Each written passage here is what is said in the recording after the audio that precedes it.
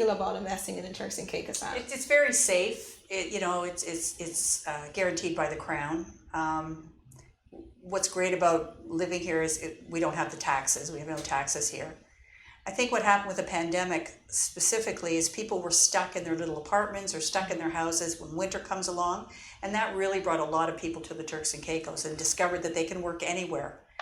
It's a great place. I mean, you can get here in no time on a plane from New York, from Toronto, Montreal. It's easy to get to, and it's safe. It's a very safe, friendly place, and not to take away from any other Caribbean countries, but we don't have people begging or asking for anything. You know, everybody here works, everybody does their thing. It's a very safe, and people are comfortable walking around, and we have upscale restaurants, every price point you can think of. So it's for everybody. It's a great island. Right. You know? I would piggyback on that as well. The direct flights, I think that plays a big factor. You could say a destination like Jamaica also has direct flights. But when you look at, say, the location from the airport to Grace Bay Beach, the airport to Turks and Caicos, you know, you wake up to snow and by lunchtime you're on Grace Bay Beach, toes in the sand. If you think about a destination as well where you can utilize a property, rent it out, it actually provides return on your investment, and then 2-3 years time it appreciates and you could flip it for double the money. I mean, Turks is the place where you come. Hopefully.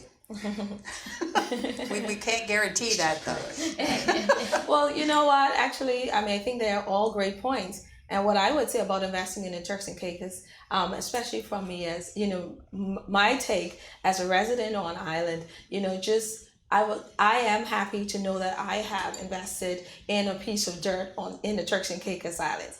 I believe that there is affordable properties, especially on the outer islands that we haven't really tapped into, that we can reach and where we can take advantage of at this particular point in time. And that's only adding to our asset portfolio because of, like Terry mentioned, no property taxes. So even though the land is sitting there, it's not costing you anything. No. The only thing it's really doing is increasing in value.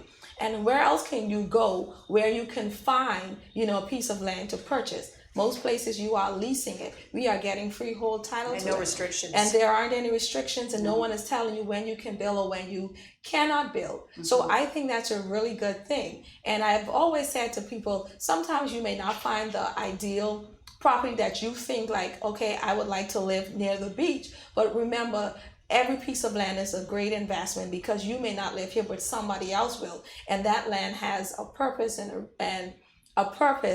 that land will have a lot of possibilities that you can use it for. So I really think investing in the Turks and Caicos is a really good thing. And of course, I just want to say this again, you know, we all always think Providence Islands when we think about investment, but I think it's time we start looking out of the box and looking at North Caicos, Grand Turk, South Caicos, and, you know, just getting a piece of it before it's too late. So when the value does appreciate, then we are able to say that we're holding very strong and very good real estate.